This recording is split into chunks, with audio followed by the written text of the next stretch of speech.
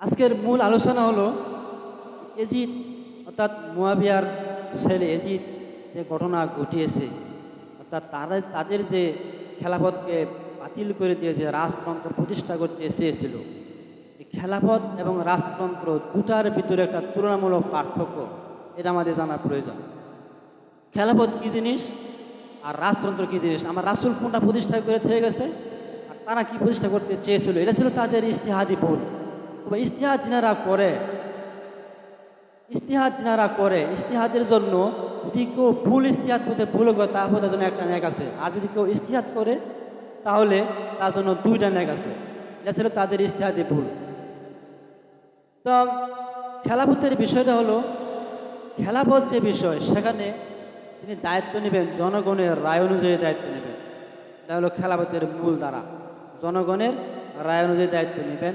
এই দায়িত্বের মধ্যে যেমন রাসূল করিম সাল্লাল্লাহু আলাইহি সাল্লাম যখন শেষ বয়সে চলে আসছেন, সাহাবায়ে কেরাম প্রশ্ন করেছিল, ইয়া রাসূলুল্লাহ, আপনি এখন জীবিত আছেন, কোনো বিষয়ে মীমাংসার জন্য আমরা সবাই আপনার কাছে আসি, তখন আপনি থাকবেন না, তখন আমরা কার কাছে আসবো?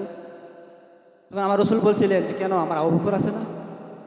এই একটা কথা বলছি, কিন্তু রসুল সরাসরি বলে যায় না যে আমার ইন্তেকালের পর তোমরা খলিফা আবু বকর বানাবে, কথা বলে যায় না। রাসূলের কথা মানুষের ভিতরে, মানুষের দিলের ভিতরে গেঁথে রয়েছে। রাসূল ইন্তেকালের পর সবাই আবু বকরকে খলিফা বানালেন, সবাই আবু বকরের হাতে বায়াত নিলেন। এভাবে আবু বকর রাদিয়াল্লাহু আনহু উমরকে বানিয়ে গেলেন ডাইরেক্ট। তিনি বললেন যে আমার পরে তোমরা উমরকে খলিফা বানিয়ে নিও। আবার উমর রাদিয়াল্লাহু তাআলা আনহু তিনি 6 সদস্যের একটা প্যানেল তৈরি করলেন। এই প্যানেলের ভিতরে 6 জনের নাম ঘোষণা করলেন এবং বললেন তোমরা 6 জনের ভিতর থেকে তোমরা ভোট দেয়া হাইরা তোমরা একজনকে খলিফা নির্বাচন করবা। আর যদি 6 জনের মধ্যে দুইটা ভাগাভাগি হয়ে যায়, অর্থাৎ 3 জন এক পক্ষ 3 জন এক পক্ষ, তাহলে তার খলিফা নির্বাচন হবে না। তখন তিনি তার ছেলে আব্দুল্লাহকে বলে গেছে, আমার ছেলে আব্দুল্লাহ ইবনে ওমর যাকে বলা হয়, আমার ছেলেকে আমি সপ্তম নাম্বারে ঘোষণা করে থেকে গেলাম। সে এই দুই দলের যে কোনো এক দলে যোগ দেওয়া হারিয়া, যে কোনো এক দলে যোগ দিয়ে 4 জন হয়ে যাবো গা, যে কোনো এক দলে যোগ দেওয়া হারিয়া সে কিন্তু সে খলিফা হতে পারবে না, বরং সে যাকে সাপোর্ট করবে সে খলিফা হবে। কথা ক্লিয়ার? তার মানে খেলাফতের সিস্টেমটা হলো জনগণের রায় অনুযায়ী নির্বাচিত হতে হবে। আর এভাবে উসমান রাদিয়াল্লাহু আনহু আলী রাদিয়াল্লাহু আনহু খেলাফতের প্রতিষ্ঠা হয়েছে। এরপরে হলো এত খেলাফতের সিস্টেম। 1 নাম্বার রাজতন্ত্রের সিস্টেমটা হলো আগে ক্ষমতায় বসবে, ক্ষমতায় বসে তারপর জনগণের কাছ থেকে জোর করে রায় আদায় করবে, ভোট আদায় করবে।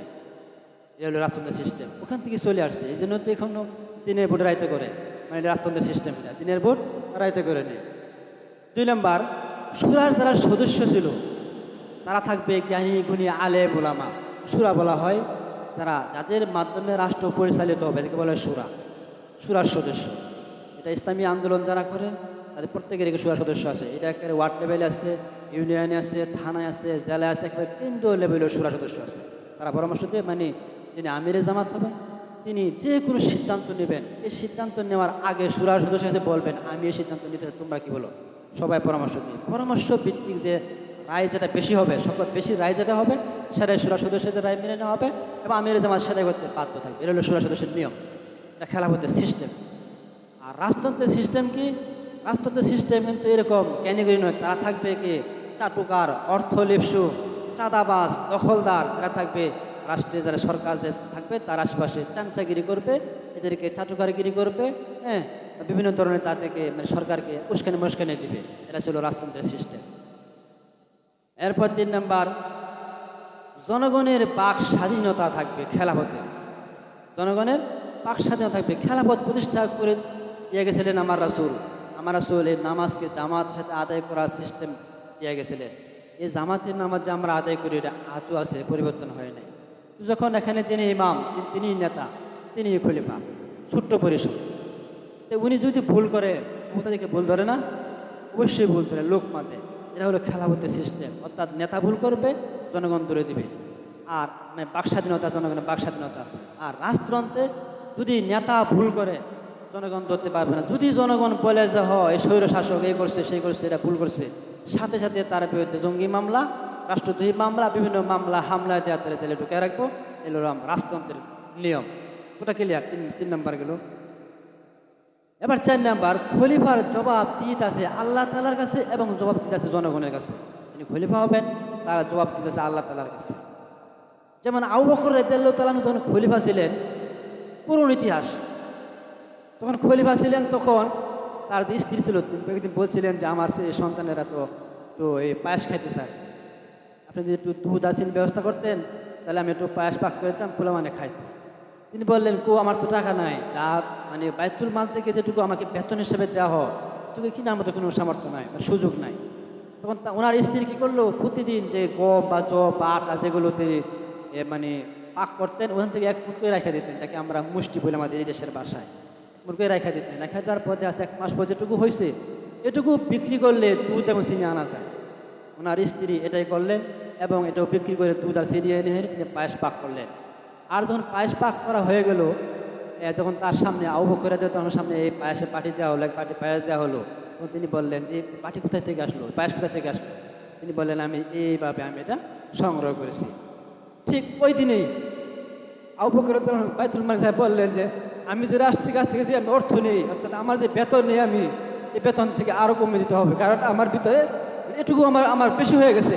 অর্থাৎ রাষ্ট্র থেকে যদি কেউ কোনো 1 টাকা পরিমাণ বেশি নেয় তাহলে আমাদের দিন সে আল্লাহর সামনে আসামি কাঠ করে দাঁড়িয়ে দেবে। আবু বকরের ভিতরে এই সেন্টিমেন্ট ছিল। তিনি যা বললেন, আমাকে যে বেতন দেওয়া হয়, বেতন থেকে এই যে 1 কেজি গম বা জব বা আটা যেগুলোতে মানে বাড়তিরা যে মূল্য আছে এই মূল্য আমাকে কম দেওয়া হয়। এটা ছিল আল্লাহ তাআলার কাছে জবাবদিহিতা। আরেকটা হলো রাষ্ট্রের কাছে, এই জনগণের কাছে জবাবদিহিতা। যিনি খলিফা হবেন, খেলাফতে খলিফা হবেন, তার রাষ্ট্রের কাছে জবাবদিহিতা রয়েছে। সেটা হলো একবার কিছু কাপড় হাদিয়া আসছিল, উমর রাদিয়াল্লাহু তাআলার জমানায় ঘটনাটা। হাদিয়া আসছিল, এই যে কাপড় দেওয়া হয়েছে কারো পোশাক হয় না, সকলের পোশাক খাটো হয়। উমর রাদিয়াল্লাহু তাআলা তিনি ছিলেন লম্বাটে মানুষ, আর তিনি বাদশাহ, তিনি প্রধান।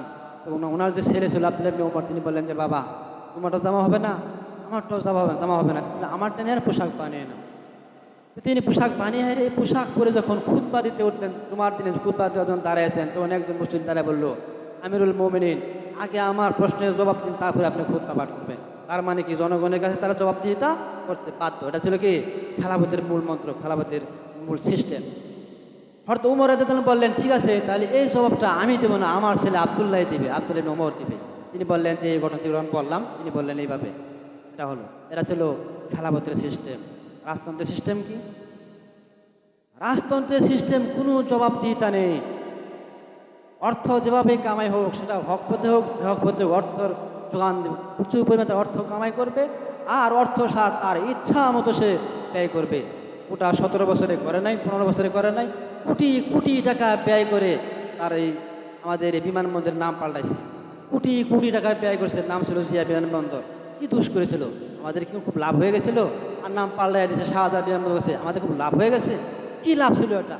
এই কোটি কোটি টাকা যদি রাষ্ট্রের জন্য, এই রাষ্ট্রের জন্য যে আলুর পিছনে পেঁয়াজের পিছনে ভর্তুকি পড়তো, অর্থাৎ জনগণের কাছ থেকে রাষ্ট্র কিনবে আলু 10 টাকা কেজি বা 20 টাকা কেজি কিনবে, কিনে সেখানে 5 টাকা সরকার ভরবে, ওইরা 15 টাকা কেজি জনগণকে দিবে। এটাকে বলা হয় ভর্তুকি। বুঝেন কিনা আপনারা জানি না, ভর্তুকি।